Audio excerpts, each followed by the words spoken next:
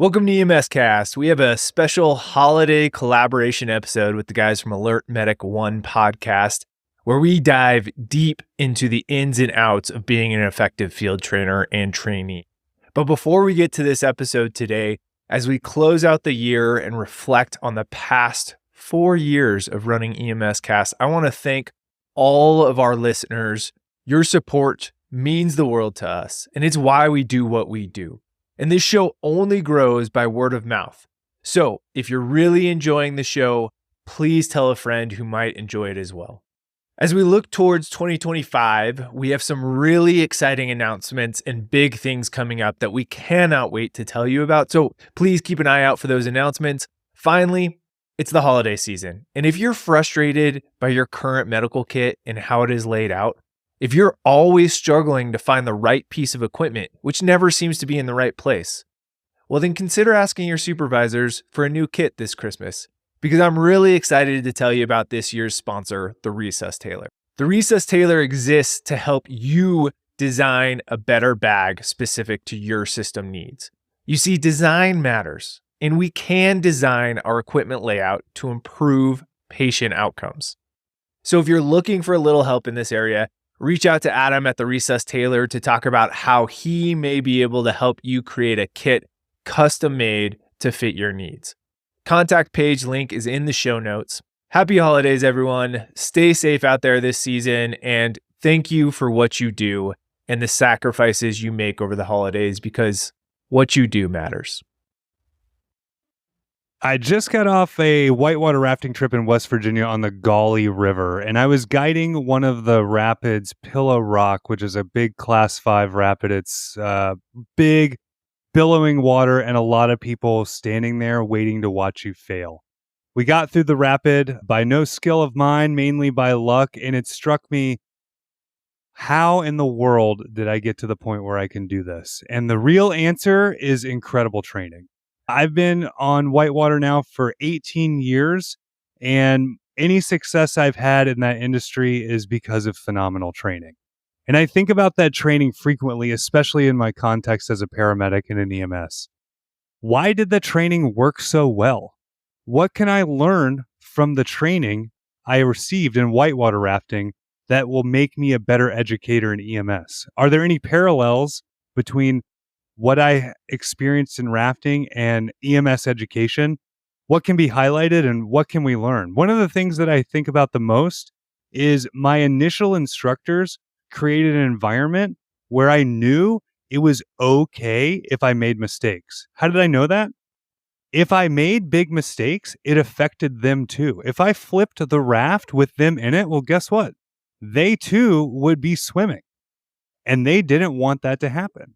So there was a safe environment. I knew they were a true safety net. They weren't going to let me make big mistakes. How do we create this in EMS? How do we do this as field training officers? Do you do this? Are you passionate about this? Well, this is a topic that we are incredibly passionate about, and we're thankful on this episode that we're going to discuss this with the guys from the AlertMedicOne podcast. If you're unfamiliar, give them a listen. We're going to hear more about their podcast and more about these training topics in this episode. So stay tuned. You on 8. You on 8. Okay, you're clear. Stand by for your base. Welcome to EMS Cast, where we provide high-level education for you, the providers on the streets. I am your host, Will Berry. I am a flight paramedic in North Carolina, and I am joined by my co-host, Ross Orpit. Good evening, Ross. Good evening. I'm Ross Orpit. I'm an emergency medicine physician in Southwest Colorado, and I'm excited for today's episode. Awesome. And in this episode, we are also joined by Josh, Cody, and Moose from the AlertMedicOne podcast. What's up, you guys? Hey, what's up, man? So first, if our listeners are unfamiliar, Moose, I'm going to start with you. Quickly, who are you and what is the AlertMedicOne podcast? Hey, yeah, thank you guys for having us. My name is Mustafa Sadiq. I've been in EMS for about 10 years. I've been a paramedic since 2017.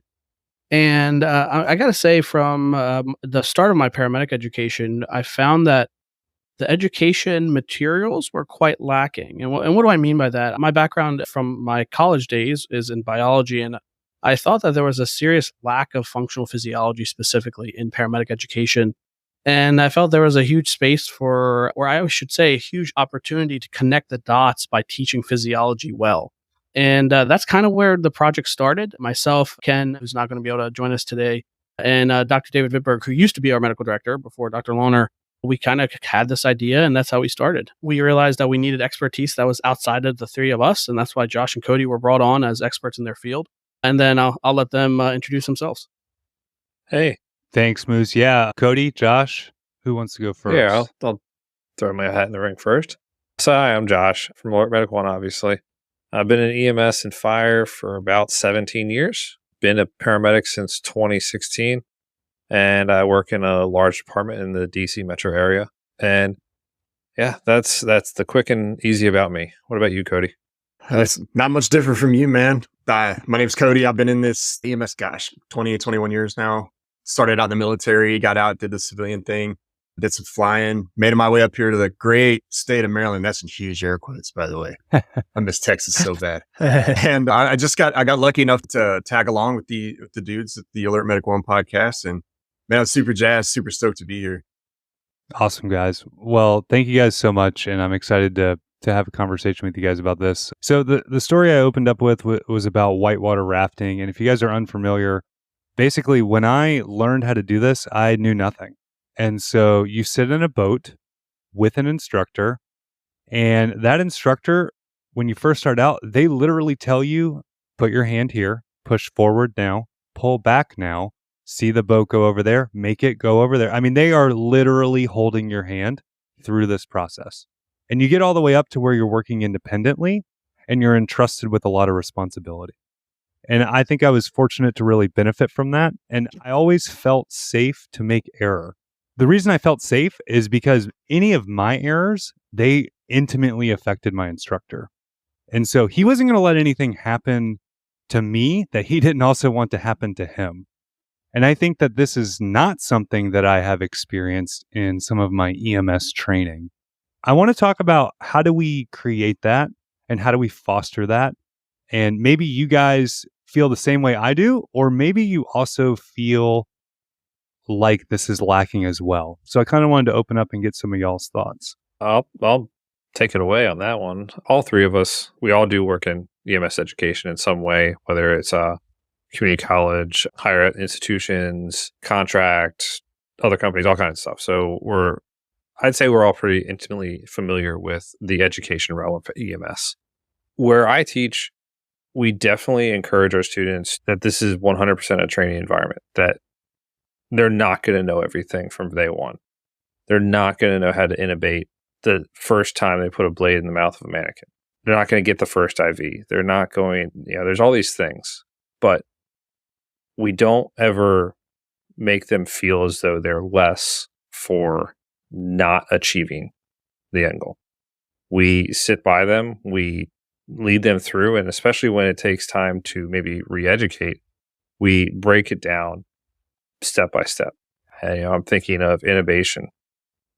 We all talk about progressive laryngoscopy, where we're moving through the airway, identifying structures.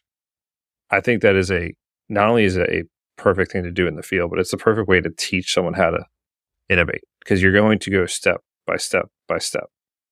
And you're not going to just be like, hey, put this blade in the mouth, drop a tube, and then we'll correct from there. And when it does go back to re-education, it's just, let's go by the steps. Let's go by the anatomy. And then within the FTO role, I think we can talk about that probably a little bit down the road. But the FTO role has a lot of room for a variation between people. But I will get to that when I think that comes up. Yeah, that micro scale of progressive laryngoscopy where you're teaching each little step is practicing with intentionality so that you break down every movement and you identify the areas that you're maybe not as efficient as you could be. And once you identify those, you can really hone in and target with intentionality your practice on how to get better at a certain skill. I think, Will, what you started out with too, this, we go through phases of our training, right? When we're early on, you had that hand holding, here's every step you need to take.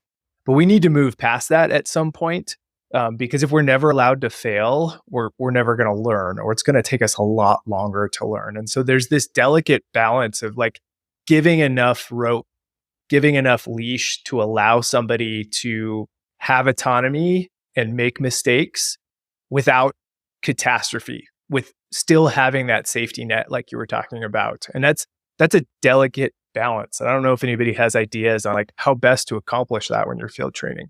Well, I think you're right. It's a super delicate balance. I think for a newer preceptor or a newer FTO, they are so ready to pounce on every little mistake because they feel like, I'm not doing my job if I let that mistake happen. And of course, that was me, right? Of course, as I got older and I was doing it more often, I was like, they don't learn if you don't let them make the mistake. If you always stop them right at that point of decision, what you're going to train into them is a pause and a questioning look from an authority figure to go, is this the right thing to do? Am I doing the right thing here? So you create this second guessing loop in their heads of like, am I doing this? Am I doing this right? Am I doing this right? Instead of they never get that feeling or that confidence from making a call because you always stop them. As long as it's not dangerous, like truly dangerous for a patient, it may not be what I would have done. It may not have been the most right answer with respect to patient care. As long as they're not dangerous, as long as you're not hurting anybody, let them make the decision. And don't let them deliver subpar care, right? You want to stop that too. But by the same token, if they didn't give as much fentanyl or whatever, those are points for discussion after the flight or after the call to say, walk me through your decisions and your decision-making process, and then we'll debrief those instead of pouncing on them the second they make a bad call. And doing that right in front of a patient also, that hurts the patient's experience at the same time. I don't know, am I off base there? Josh? No, I don't think you are at all. Within the FTO clinical precepting realm, so the way I do it, and it's kind of a measured approach. So within my system, we have internship and residency. Residency is when the student has a card, but isn't credentialed within the county yet. So I tell them once they get that card, they are the primary decision maker. In EMEDS Elite, there is a primary caregiver at scene and primary caregiver during transport. That is them. And I am other at that point because they're the ones that should be making the decisions. And I am there as a overqualified helper. The only time I come out of that helper role is if it's like detrimental what's about to happen. If they're missing something completely and I have to take over, then okay. But outside of that, let them run the call how they feel it should be run. And if it's maybe a little bit out the lines, maybe give some guiding like back inside the lines. If it goes way outside, that's when you take over or you interject somehow. But as long as the care they provide is within the realm of this is sound patient care, it is on par for what we should be doing and for what the patient presentation is, we can have a discussion afterwards about, hey, what else could we have done?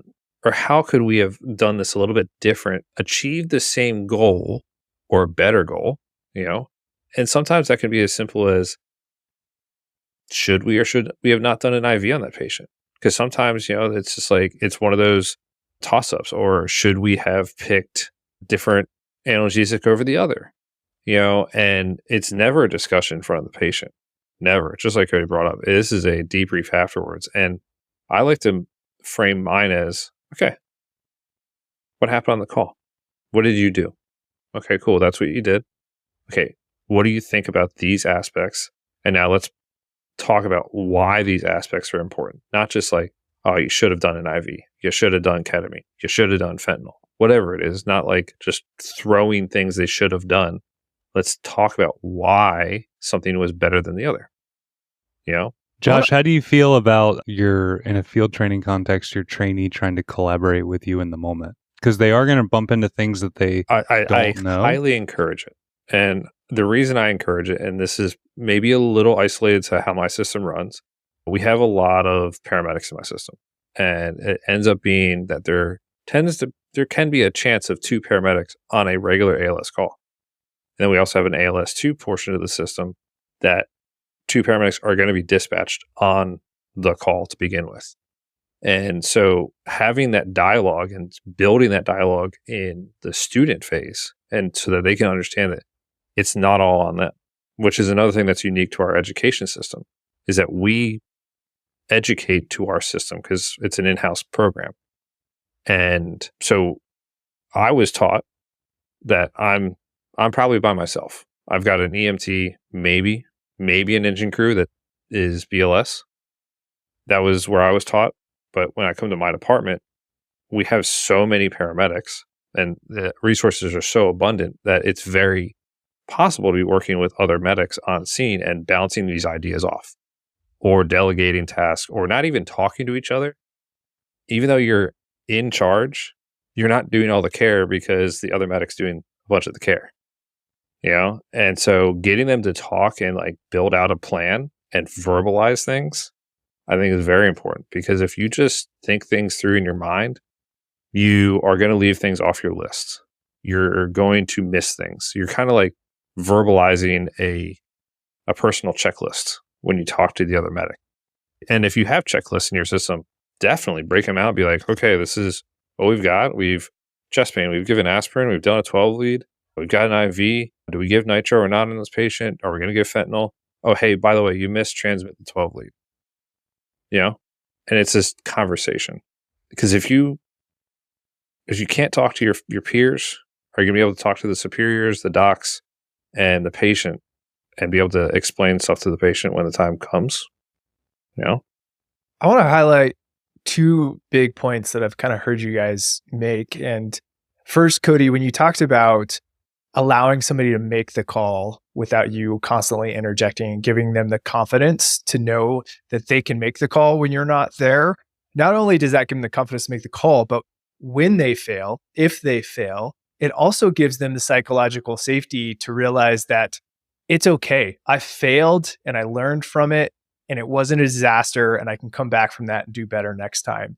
And so I think it also accomplishes that piece of psychological safety, which is kind of what you were just getting at, Josh, with that collaboration, the ability to talk to your peers without feeling like you're going to be judged for asking a question or asking if somebody has a better idea or a better thought, which I think is a crucial piece, especially when you're running a critical, challenging call, is eliciting feedback from the rest of the team. This is a team sport, not only from the members of the team on scene, but continuing that care in the hospital or, through online medical direction, having that psychological safety to reach out. And then, Josh, you also mentioned allowing somebody to complete the call and then debriefing afterwards, which I think is such a huge skill to be able to self-reflect.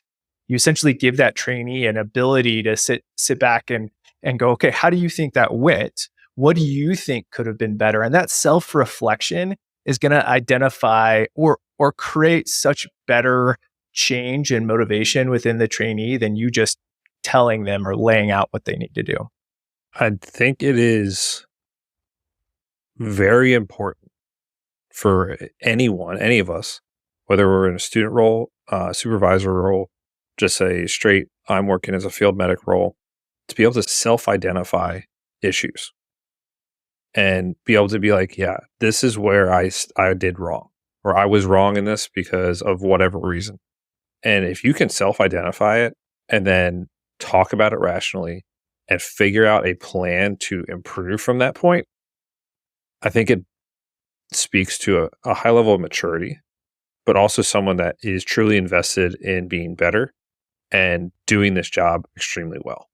How do you foster that? I mean, our industry values being able to think critically, quickly, and independently. But there's a balance there where you absolutely need to do those things, and you need to be humble and introspective, and you need to be able to know your limit. So how can you balance all that? So I don't want to hog all the air, but I know I'm talking a bunch. I think it begins with an atmosphere of acceptance that you try and get the message across to your student and to your peers. Honestly, this isn't just in a student realm. This is also your peers, that you are willing to listen and be better, and that your peers are willing to accept your faults when they happen and work with you. Like, no one is above mistakes. No one is above having a bad day, or having a bad moment, or fumbling the ball, whatever you want to call it. And once you realize that, I think it makes you able to talk to each other, and then also be able to kind of exude that attitude towards your subordinates or to your students. Like, hey, look, I don't know everything. There's calls where I come back and go, I have no idea. I had a lady the other night that had a room air sat of 50 and had almost no increased worker breathing, slight tachypnea, little tachycardic, speaking complete sentences. I'm like, I have no idea. I don't know. And if your student hears like, hey, that guy who knows what he's doing sometimes doesn't know what's going on, it's okay if I don't know what's going on, and to talk about it. Yeah, you can model that self-reflection too, right? When you're debriefing at the end of the call and you're talking to the trainee about what they thought they could have done better, what you saw they could have done better, and then you can also end it with, hey, also, here's what I could have done better. This is what I kind of reflecting on my own care or assistance for you on that call. Here's what I felt like I could have done better as a trainer, as a partner, or whatever. And then you can kind of model that self-reflection as well. You could even tie that into like one of my biggest things as a preceptor, as an FTO, is, hey, remember what it was like for you, and remember what your FTO was giving you or not giving you. And one thing I like to do in some of those situations is put myself back in that role and relate to them. Hey, when I was in your position, XYZ amount of years ago, and I had this call, this is how I was approaching it. And this is how my thought process has changed over the years, if it has.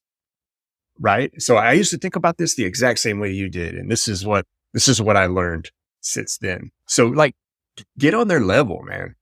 Go ahead, Moose. I cut you off. No, I appreciate what you said, because I mean, kind of goes in line with what I was saying, right? So recently, I'd say probably the past couple of years, I've kind of taken an approach to how I portray myself with new paramedic cohorts. And the first day that I interact with them, I say something along the lines of, hey, I want to make sure that you all become great paramedics. And I can't do that if you don't tell me how I can do better. Right. So that does a couple things. First, like I truly want to be a better instructor, but they need collaboration from me as well. And what I have found is I have a lot more receptive students that are willing to say, hey, this didn't go too well, or, I didn't learn this as well as I think I should have. And you get increased feedback from students that way. But how I think that translates into the field is they end up having that expectation from their FTOs. That, hey, we are colleagues, right? We're working together. Yes, you're in the position of a trainer and I'm in the position of a new candidate or a student or, intern or whatever. I think there's a value in showing students what they should expect and what level of humility and understanding that they should expect. I go back to my training, and I actually had the opportunity to talk to a gentleman's name is Steve Proctor. He's a former Maryland State Police flight paramedic. One of the guys I really look up to, and I told him today, listen, the reason I teach the way I teach is because of folks like you. The first day he stood up and he took a similar tone and he said, it wasn't always about student versus instructor, right? And notice I use the word versus specifically because that's how it always ends up being, I think, or often ends up being. It should be more of a collaborative relationship from day one. And I think if it's done right, it translates well into the field training environment as well. Yeah, you guys are hinting at something that I wanted to get to, and I think is foundational to this, and that is being a field training officer or in EMS education is 100% a leadership role. And if you're not viewing it that way, then I think you are missing something important, because you guys are hinting at things that are phenomenal leadership tenets. Set an incredible example. Be genuine, be humble in your practice. And also, Moose, something that you're hitting at that I think is important is that ownership. Hey, yes, I'm training you, but if you're failing, then what am I doing wrong? The first place I should be looking as a trainer is right in the mirror. If my trainee isn't performing up to standard, how have I not trained them well? Where am I deficient? What am I missing? How can I do better, do right by them? And how can we work through this together? Something that I like to say to trainees, when we'd first meet, something I always love to say to them. And I just said this in the episode with Chris from EMS 2020, but hey, when it all goes really bad and sideways, we're the only two people on this scene dressed alike. So when everyone's left, this has gone really poorly, we have no one in this except you and me. So we're partners first. And That's we so have good. we have to act that way, and you can expect that of me. Now, I'm going to teach you stuff. I'm going to show you stuff. I'm going to hold you accountable to things. But first and foremost, we're responsible for each other's safety. I'm relying on you. Like all these things that I think sets a great tone. Like, it's safe here. Like, I'm going to do everything I can to do right by you. And part of that is I'm going to hold you accountable to the medical decisions and performance you have, but also we're partners. A topic or a part of this that has kind of come to mind is you brought up when your student's not performing well, you got to take a look in the mirror and figure out, is it you? And is there something that you can do to fix things? There's a very dynamic, I think, part of FTO-ship, leadership, mentorship, which is all what this is when that student does fail. Okay. And I remember this one student I had, it was about halfway through their residency, and we ran an overdose, and we went down in the basement of this house, and they got to the patient's side and just locked up. Didn't give any direction, didn't delegate anything, and they were in the residency, so they were in charge. And, had to step in, get things done. Everything went fine, went to the hospital, got back. It's 1:00 in the morning, and I realized, hey, now is the time this has to be addressed. And we sat and had an hour-long conversation right there in the chase car, and it was like, okay, how do you think that went? And they were pretty honest. They're like, not well at all. And I was like, I agree. Now let's talk about how we can improve this and learn from this and move forward instead of dwelling in it. And I think it speaks to how you handle failure with a student, or not even failure, but maybe incorrect actions or trains of thought, stuff like that. And this works with peers as well, because this is going to happen with peers. I don't think it's ever really appropriate just to jump and just kind of like jump down someone's throat about something. I think it definitely is more beneficial to recap what happened and be like, okay, so where were we wrong in this? What could have been done better? And have a two-way conversation instead of one way. You were wrong. This is why you were wrong. You can't do it again. I'm disappointed in you. I can't believe that happened, and walk away. You have to have like a two-way conversation about what happened and why the things happened they did, and then how to make it better in the end. And also, sometimes when the person answers you and you're like, well, that's not quite the answer, how do you judiciously or appropriately address it without being like, you do not know what you're talking about? So I think it's a very interesting dynamic of mentorship and teaching. Well, to riff on that a little bit, Josh, this reminds me of when I first became an NCO. You're the E5, the squad leader, and maybe a corporal. Hey, Cody, you're speaking militaries. Can you dumb it down for some of us? When you're a sergeant, when I became a sergeant in the military, I became an E5. So it's like the first level of being a non-commissioned officer. In some places, you can be a corporal, but you are the first exposure to success in the military or success in the Army that junior soldier will spend a lot of time with, right? They'll see all the other senior folks and see their uniforms and all that kind of stuff. But just like in the fire and EMS service, you're their entire frame of reference until they find somebody better, right? Like as that FTO, as that NCO, as that first line leader, which is what you are, you will inform their entire frame of reference for the profession, for the organization, for the job, for the way they do patient care, and they're going to emulate you And there's a double-edged sword, right? They emulate you either because they see this example, they respect you, and they go, that's who and what I want to be. And I'm going to do it that way. Or they're only doing it that way because they've seen you do it that way, right? Not really being exposed to anybody else in the organization or any other organizations, or being trained in it by any other organizations. And they're just, I said this earlier today with the Pragmed boys, that's how this heirloom information gets passed down through the medicine, whether you're a physician or a paramedic. And it's like, well, my granddaddy's did it this way, so I'm going to do it that way. And it drives us nuts. I think this is something that all of us kind of rail against on social media to some degree, but that's where it comes from. It comes from that first line, that preceptor trainee relationship, how that preceptor presents himself as a leader, as an example. So I kind of rail against lead by example is kind of a fallacy of leadership, with one exception, this level, where you are providing an example for how you're supposed to look, how you're supposed to act, how you're supposed to do the job, how you're supposed to train other people. Because guess what? When they become preceptors, who do you think they're going to emulate? You. Yeah. One thing that the theme that I hear underneath all of this is ownership. And I think it's easy to like rail on, well, my trainee needs to do this. They need to do this differently. They need to do this better.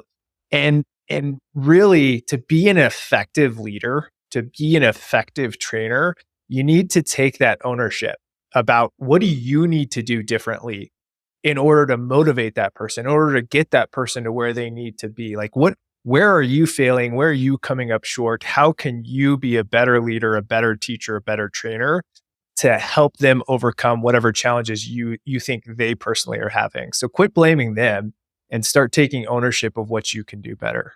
Right. That's one of those Jocko tenets, right? It's like there's no such. Yeah. We could turn this into, we're going to coin this. Is going to be our t-shirt. There's no such thing as a bad trainee. There's just bad preceptors. Yeah, it's true. Right? Yeah. Yeah. And it speaks to the same thing. It's the same ownership theme. I really appreciate the comments on ownership, and you can't have a podcast episode where Cody and I are both on it without some sort of Jocko tenet being brought up. I've learned that. I dig it. What came to mind, and something that I've been working on myself on a ton, is ownership isn't like a light switch, right? And what do I mean by that? I mean, it's not something you achieve. It's a daily grind. And I am the worst at this. And I personally am recognizing now that I go in cycles of following the tenets appropriately, and then thinking I'm following the tenets appropriately, and then realizing, oh my God, you're way off, dude, and you think you are, but you're not. And then like trying to go back, find myself closer to the line. And the quote I thought of is actually, it's a football quote. It's by J.J. Watt. It's, success isn't owned, it's leased, and rent is due every day. And I think of that in terms of ownership, that every day I need to be cognizant of what I'm doing. And how this becomes a reality for me in my daily work is, again, I'm a day work guy in a state EMS office, right? It's interpersonal dynamics where I find myself blaming others sometimes when I'm realizing, hey, what should I have done better?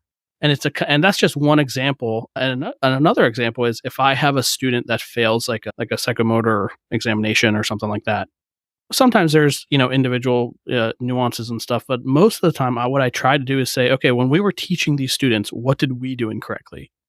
And it's easy to blame the student, right? Especially when those students are so damn frustrating sometimes. Cody knows exactly who some of the students I'm talking about. His blood pressure just spiked, if you can tell. But 9 times out of 10, I got blood pressure problems. 9 times out of 10, I'm the one that missed the mark in some way, shape, or form. And I guess the root of what I'm trying to get at is ownership of anything in life is something you got to work on each and every day, and you're never going to perfect it either. And it's something that you got to work towards each and every day. And that's why that rent is due every day thing just hits right for me every time I think about it. Yeah, I like that, Moose. I appreciate that. It's amazing how much that relates to us in this job. And I'm not just talking about the ownership portion. We have to strive to be better every day we show up. We have to strive to want to be better. Not just, put on an act, but actually do it. learn the stuff, do the stuff, tell other people the new stuff, like talk about it, not just be like act in our own silo of EMS, like talk about it. It's the nerdy thing to do sometimes, especially in the fire department, run into it every day. But if you don't talk about it to other people, you're not going to make them better. You're not going to make yourself better, and you have to show up to this job every day wanting to be better. And if you do that, if you take ownership of that, take ownership of a lot of things and actively want to do it, the job gets easier. Surprise, surprise. It gets funner. Okay. Because you actually enjoy going to work. And it's just a better quality of life at work, better quality of life for your coworkers. You're not that angry person. You're the one that like actually wants to do something, is a go-getter. You can't just walk out of paramedic class and be like, oh, I got my card. Here's for the next 20 years. I'm just going to ride this out. No, you got to show up and be like, I want to be better every day. Learn something new every day. Experience something new every day. Whatever it is. But that ownership, being humble, and we all have our missteps. Some days we're not humble. Some days we are, be actively acknowledging that. It takes a lot of introspection. I think as a younger paramedic, I really admired the people that no matter what, they seem to just fall. They seem to land on their feet like cats, and they would everything could be going sideways and somehow they just came out like brushing the dust off their shoulders. And some of those people, what I noticed is that some of those situations they got themselves in, it was because they were unprepared. And then they just figured out how to work through it and, come out on their feet. And then I started noticing other people that quietly were the ones that were always checking their equipment more than anyone else, or going through things and quizzing themselves, or the ones that sometimes, unfortunately, they attract negative attention. People want to poke fun at them or come on, man, we're doing other stuff. You don't need to do that right now. But then when the rubber met the road, they were the ones whose performance I really was like, that is how I want to be able to do this job. It reminds me, there was a doctor at Denver Health when I was a paramedic in that system who he always checked the crash cart. He would open it up and go through it. Some were critical of that, probably because of the amount of time it took or whatever. And then I had some colleagues bring a really sick patient into him, and it was the way he managed the patient's care in the emergency department seemed effortless. Instead of falling through this mousetrap thing and then coming through landing on his feet somehow, it was he was on his feet the entire time. And I always found that really respectable. And I think it changed my perspective on, what's cool in this job, I guess, for lack of a better way to describe it. That's something that Loria talked about when he was on y'all's show not too long ago, about being prepared is the first thing to do. And preceptors should be inculcating that habit, grading that habit in folks. And so what if you look silly while you're doing it? Somebody, it ain't about them, I had a moment, I think it was 2-3 months ago, where I had kind of a slap in the face moment of hey, I let myself slip on something. And it was a shift change call. I was getting off work and my relief wasn't there. We go to this skilled nursing facility, says unconscious. We don't have manpower with us, just me and my driver. Get there. This guy's sick. Come to find out, my life pack was being really funny that day and wanted to lie to me about blood pressures. Get outside and do a manual. I'm like, oh, I misstepped on this one. Okay. And then come to find out, okay, I'm doing all these things. He ends up coding. It was the inevitable thing to happen regardless what was going on scene. But then I realized I wasn't so familiar with the airway compartment because we had just been shoving stuff in there and multiple things in the wrong spots. And we were asking for all these things. And it was like, where is it? Where is it? Where is it?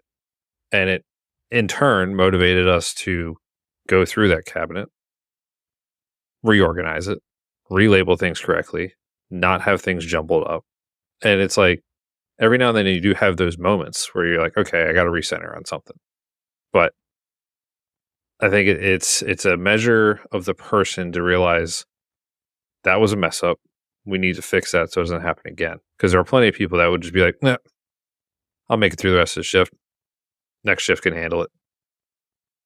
I mean, it's about being human, though, right? I mean, listen, we're all going to mess up. I mean, when we're trying to instill in our students that you're not going to mess up, we've completely messed up at this point, right? If we're trying to say that, hey, if we're trying to portray this image of you have to be this perfect thing that's not going to mess up, I can guarantee you're instilling some values in them that are going to cause some mental health bombs down the road because they're going to learn. It depends on how they're going to learn, right? I think that's where the humility comes in of, yeah, we're all going to have bad days. And it's how we kind of pick ourselves up from that bad day. Like Josh, you just described, putting in the work to rectify the situation instead of being the guy that just, the next one on the list to just kind of put another layer of paint over it instead of doing the right thing. Yeah. I mean, I tell students the day they get credentialed, hey, you're going to be leaving extra cargo in the bottom of your pants for the next 2 years. Heads up. That's about it.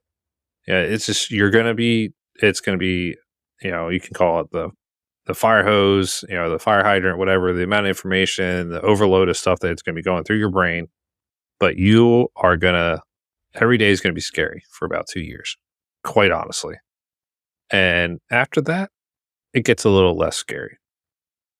But there should never be a point in your career where you're like, I got it all. I'm good. Whatever comes my way. Because there going to be those calls that you're going to be like, I could have done that better.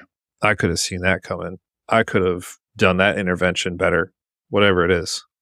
And back to what we said at the beginning, the humility and the, I guess, self-awareness to get better at that. Yeah, I think those are important. I think so. What you guys were just talking about before too is also so important to realize that success and being a rock star in that critical moment is never about what you did in that moment. It has everything to do with what you did leading up to that moment. There was a saying that I learned during my emergency medicine residency that we don't rise to the challenge, we fall to the level of our training. And so if you want to be the rock star in that scenario, like it all comes down to the training and preparation and checking your equipment and all the little things that you did beforehand. I was just talking to a new paramedic cohort right now, and they were complaining to me a little bit about they knew not to clearly come out and say the words, we don't understand how this is going to make us better paramedics. Like they didn't say that, right? Because I did a lot of their physiology stuff, but they came real close to it. And I said, listen, folks, everybody wants to be a paramedic until it's time to become a paramedic. And that's when people start falling off the ship, right? I was watching, my wife sent me a video on Instagram, and it was like a piano dude and like an 8-year-old girl that it was like in an airport or mall or something, and she kills this violin piece, right? And all I could think of is the world sees this 60-second clip. What they don't see is the countless hours of work that went into her being able to do that beautiful skill. And that translates to so many things in medicine, I feel like. And I don't know, I forget, there's another saying, I'm blanking on it. Maybe it was a martial arts, I can't remember who it was, but it was basically, I don't fear a man that has 10,000 different moves. I fear the man who's practiced one move 10,000 times or something like that. It might have been a Bruce Lee thing. Or is it Miyono Musashi? Okay. And those are all the things. Was it Musashi or was it? I don't know. But either way, doesn't matter. It will be on this podcast. It's a great quote. Yeah. Yeah. But now it's a Moose quote. Oh, God. Yeah. The messed up. Moose Yeah. Musashi? Yeah, there we go. But no, I love what you just said, Ross. That's just it. There's so much to that. And there's so much to just doing the work and putting the work in and making the mistakes, because that's part of the work. To be able to, rise to the, well, no, you said fall back to your training, but you know what I mean? Yeah. Yeah. I mean, if you don't make mistakes, it means you're not pushing yourself. And if you're not pushing yourself, it means you're not growing, you're not learning, you're getting better, you're not getting better. So mistakes are a huge critical part of that. And I think what you said before, learning that that's going to happen, we're human, and that it's going to be okay, and we're going to learn from it, we're going to move on, is such a critical aspect to your mental health in this job as well. it's super important to rehearse the small things over and over again. And it doesn't matter, like, I'll say I probably rehearse a lot of stuff in my mind than I do in my hands. But to actually think about it and how you're going to do these things is vitally important prior to needing to do it. To kind of like, I don't know, bring it down to like, Mongo level. When your heart rate gets up, you are going to revert to the most basic thing to accomplish whatever it is that you're doing. And if you don't know that down pat, you're going to fall down to the next level.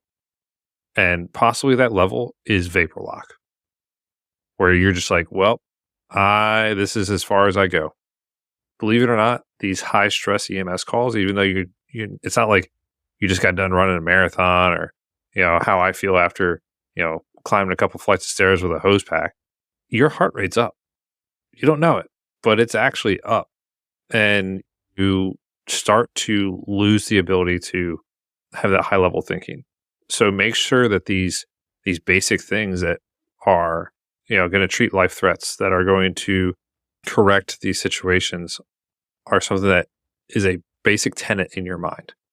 I guess one of them would be that probably not a whole lot of people practice over and over again or think about over again. A crike. Cody and I have talked about this a couple times offline. If you're not thinking about how to do it on a day that you're not doing it, when it comes to it, you're going to have a whole lot harder time doing it because your heart rate's going to be up. You're going to be anxious. You're going to have this blood coming out of this dude's neck. You're going to probably have some airway issue, some massive trauma to the face, or you're at the wit's end of airway management. Heart rate's up. You're going to fall back to what you know, and hopefully it's how to do it right. I think it's huge, Josh and guys, that this is if there's, quit worrying about teaching your trainees a med dosage or a protocol or any of that, or procedures. Like if it's written down, give it to them and say, hey, studying's a great habit. You should probably adopt it. What you need to focus on is telling them exactly what you were just talking about, is how to pull your head out of the situation and go, where am I at right now? Am I clear-headed, or am I like shitting my pants, got swamp ass going on because I'm scared? I'm scared. Or teach them how to acknowledge the emotion that they've got and get them grounded so they can re-engage with the situation and start making the right decisions. Because where a lot of discussions that I've had with usually brand new folks that come back and they caught a little bit of a beat down on a patient and just got their howdy with, and they think they did something wrong. And I'm like, man, your drug dosage was correct. This was correct. The decisions you made were correct. It's very clear and very obvious to me that your head is in the wrong place about all of this. Right. And that's something as preceptors, you have to be you got to have that satellite dish out and listen to not what they're saying, but listen to what they're saying. Like we usually start a conversation or a debrief with, hey man, how do you think that went? And I can see it on their face where it's coming. They're going to start flogging themselves with everything that they did wrong. Right. And I stop them. I go, dude, if you think you do you really think that if this was wrong, I would have let you go down that path? Right. I would have let you go down that path. And what you're hearing is their anxieties. Like they're in a total emotional limbic hijack while they're back there with a patient for whatever reason. So those are the skills we have to make sure that we teach the new folks. I think that's so phenomenal. I checking yourself and identifying like, what is the emotion I'm feeling right now? And then why am I feeling that emotion? Like I'm scared right now. Why am I scared? I'm not sure I know what's going on. I'm not sure I know what the right answer is. And there's answers to those questions. And so if you're in the moment, the answer is, okay, that's fine. You don't need to know what's going on right now. You don't need to know the exact right call. What's going to kill this patient? What are the things that may kill this patient between here and the hospital? And let's address those. And that's often like ABCs, vitals, fall back on the basics of like, all right, I don't know what's going on right now. I feel like I'm missing something. I may not have the right answer. I can address the ABCs and keep this person alive until we get to the hospital and not miss something super critical, even if I'm missing the little thing or scared about this thing or your anxiety. Why are you feeling that anxiety? I feel like I look dumb, or if you can get to the underlying root of like why you're feeling that, you can address it. And then not only in the moment, but later too. Okay, you felt scared on that call because you felt like you didn't know something. Go learn that thing. Go study, go learn that thing, address that fear. Piggybacking on the three of you guys, it's important to instill in folks whatever you can cognitively offload, you should. So if that's drug dosages, if that's algorithms, if that's the rote memorization, memorize it so that it's system one thinking, back to the book Thinking Fast and Slow. Because what you need to be able to do is free up as much of your brain power, your horsepower, your cognition for the critical thinking. Because you're already going to be, like you pointed out, Josh, you're already going to be at a deficit because you're nervous. So your heart rate's going to go up. And then when you have sympathetic drive, you don't think as clearly. And so if you're trying to, in that moment, recall a drug dosage, you're kind of like wasting the little bit of horsepower you already have. Whatever you're able to recall through rote memorization, do yourself a favor and do it. And that part of this job is not pretty, but it really does benefit you to do as much cognitive offload as possible. Sitting in the back of a classroom and watching Cody lecture to a group of paramedic students, and I really saw this in action. I believe it was an RSI lecture, and he asked the students, "Hey, well, what's the dose of XYZ?" And 100% of the students opened up the book. And he said, "Did you guys see how long that took you guys?" And he said, "Your patient doesn't have that kind of time." So, that kind of alludes to exactly what you're talking about, which is you have to cement the basic information in your head, and the work has to be done on the front end, so that when you're, in that panic situation, you're trying to figure out what's going on, all that is already a given, right? So you can use all your cognitive currency on the thing that you need to utilize it for, and you're not doing any inefficient or inappropriate spending. This kind of also talks about John Boyd's thing, right? The OODA loop, the observe, orient, decide, and act, which was something that was initially introduced to me by a physician at the Johns Hopkins Bayview Medical Center in Maryland here, after I completely flubbed through a patient transfer. This was one of my first critically ill patients as a cardiac rescue technician. And she took me aside. I remember I owe this physician, I don't know who it is, I owe this person a ton. She said, "Listen, if you're not calm, the receiving team's not going to have any confidence in you. And the problem is you're going to one day have a lot of important information to say, and they're just going to discount you."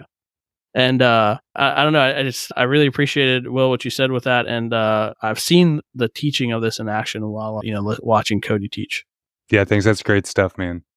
I wanted to take what we were talking about, like one step deeper. And it's one thing as a preceptor to understand a good decision from a bad decision, right? Like know when they know what they're doing or when they don't know what they're doing.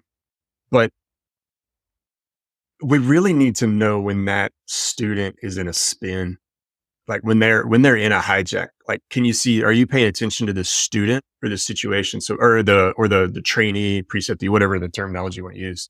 Is their neck all broke out in a rash? Do they have hives? Do they have signs of sympathetic overdrive? And at that point, I think that's where you step in, maybe not make a decision for them, but exude the attitude that you're looking for in them. And hey, bro, where are you at, right? Like, tell me your thought process. Where are you in the algorithm? And that should get a focus, get them to snap out of it. Where are you at right now? All right, cool. Hey, relax. We're doing okay. Let's keep this thing moving forward. And it's exuding that physiology that you want them to have. Tell them, hey, bro, take a couple of deep breaths. I'm going to go do something. I'm going to take over for a second and I'm going to give it back to you when you're ready. But there's all kinds of cues that the human body has, as you guys know, that somebody's in the middle of a full-on limbic hijack. They're perseverating. They're speaking real loud because they're trying to talk over the noise in their head. You got to be partly psychologist, right? Or sport performance psychologist, and then help them get grounded in the moment. Those are the tools you have to teach. I think for me, what I noticed It's actually, not the speaking louder. So when they all of a sudden get quiet and they are not talking to the patient or they're not talking to the team, they're just kind of staring at the screen. They're staring at the patient. Maybe they're looking over at you like, are you going to take over? Because I'm gone, type thing. And that's when like, okay, well, maybe I need to interject and ask a couple questions and kind of break their loop of like, where they're like, I got to think about this. I got to make a decision. I got to think, where they're in this perpetuating OODA loop, but they're not making a decision. All they're doing is observing and not knowing what to do with the information that's coming in. So you just jump in and be like, don't even say like, hey, I'm going to take this for the moment. And I'm going to give it back to you. Maybe it's just a couple questions of the patient to then jog their memory, maybe get them straightened out on the path and, see where it goes. If you got to take over a little more, take over a little more, but just kind of almost be like that slap in the face. Like, hey buddy, knock out of it, and hopefully they jump back on the tracks and everything goes away, goes on as it should. But that's what I like. That's something I've seen in students. It's just all of a sudden that they're quiet. It's like, oh, we're at a point where we need to interject. Oh man, what you guys are talking about is such a delicate thing to do as a trainer, and like not something people are going to succeed at right away. Like realize if you're a field trainer, like this is a very important skill. You're going to have trainees who are gonna, who are gonna just freeze in front of you. And how do you get them back on track without taking over the call? And every trainee is going to be a little different. And learning to read your trainees, learning what prompt that specific trainee needs to get them back on the right track without completely just throwing in the towel on that call. Expect as a trainer that you're going to fail at doing that until you learn to read your trainees, learn the cues they need to get them. But like one thing that I think about is asking basic questions that they know the answer to. Like, hey, what do you think about their oxygen level right now? Oh, it's 85%. That's not so great. Yeah, totally. What do you want me to do about that? Let's put them on some oxygen. Great answer. I'm going to do that. And then celebrating, like such an easy question, such an easy answer. They know the answer, and then celebrating that win in an attempt to try to get their confidence back and get them moving in some direction. Something else to kind of work on this is an FTO. This is going to sound super basic, and some people will be like, oh yeah, that's obvious. You should be doing that. Talk to your students, not on calls. Like, have conversations with them at the station. Don't go in your room and, or your office or, be off on the other side of the station from them. Like, talk to them. See where their mind goes in these algorithms and these trains of thoughts and be like, and then you can kind of anticipate how to look for that moment where they're kind of lost and break down hypotheticals, break down the call you ran, or and this may be my situation, I'm not always running calls with the student, but that student's at the station with running calls with someone else. And hey, let's break down that call that you just came back from. Hey, when they're done mopping the floor. Yeah. Because new guy things or new girl things. Obviously. And when they get to the point where you're like, you obviously, as the FTO, have an endpoint of what you're expecting from them. They may not know what it is, but once they've hit that point where like, and they give you that look like that just blank stare, that's when it's like, okay, cool. Now I know where your limit is. Now let's talk about what is beyond that limit and why we're doing these things, and just kind of have that conversation. Don't act as like I'm superior to you. Have a one-on-one peer. They're peers, by the way. Everyone, these people are your peers. They are not like below you. Okay. Because heads up, especially if you're an FTO, you're probably going to work with this person. And it could be the day after you check them off. So you're your peer. Okay. And just have a discussion, not a teaching, maybe it could be a teaching moment, but not like a lecture, have a back and forth. Why am I thinking this? Why are you thinking that? Here's my reason. What's your reasoning? Blah, blah, blah, blah. Learn your student. Just don't learn them on calls. Two things you mentioned that I think are like really great training techniques that I really like to do in the emergency department with trainees that I have is one, like during the call, maybe not even like after the call at the station, but during the call, most of the patients you see are going to be straightforward, run of the mill. I've seen 10 of these the last couple weeks. Like, find a way to teach in those moments still. And so ask your hypotheticals during those benign calls and be like, what if the patient had just told you this? Or what if the patient's vitals were actually this instead? Like, what would you do? Or what if your lung exam finding was actually this? What would you do differently in this call? And you can use hypotheticals to elicit more teaching moments during each call, and then ask questions until they no longer know the answer. And I do that a lot in the emergency department. And I preface trainees because I don't want them to feel there's this concept in like medical training called pimping, where you're just asking them questions to make yourself look smart and them feel dumb. And I preface with, that is not what I'm trying to do. What I'm trying to do is learn what your limits are, because I don't know how to effectively teach and make you better if I don't know what you know and what you don't know. And so I'm trying to get to the point where you don't know something. So then great. Now I have something to teach you and you have something to learn. For those benign calls, like in the ambulance, I like to have the trainees sit with me on the bench and I'll talk to them. I'll ask the patient, I'll say, hey, Miss Johnson, Josh is new. He's not bad. He's just new. And I want to have a teaching moment. Is that okay with you? And she's like, sure, that's fine. And I'll go through his assessment with her and I'll say, Matt, when you said you had abdominal pain here or there, and you said it was sharp, did you tell me, was it in this place? Was it in that place? So you teach them how to dig with their assessment just a little bit. Or when you said it hurt when he was touching here, did it hurt? Is that where it hurt, or it hurt that I'm touching? Or did it hurt when I released it? Did it hurt when I pressed it? Those kinds of things. And you're helping that trainee kind of unpack. And then you stop and you go, all right, Josh, she said, it hurt when you let go, which we call rebound tenderness. Okay. So now it's on your differentials. And so now the patient's kind of involved in your teaching process as well. A tactic I've employed with that similar thing, Cody, is I would preface trainees like, hey, when the patient hands you a thread, you pull it. So when they say, my belly hurts, oh yeah, what's it feel like? Tell me, point to where it hurts. When did it start? Like all the things, right? So with some trainees, I've gotten to a point where I can, like, in those moments, almost like tap them gently and in their ear say like, pull the thread. And they're like, oh, man, I like that phrase. I like that. Like, yeah. And then they start going after it. But you need to be able to develop in them that hunger for information that the patients aren't going to give you unless you start trying to pull it out.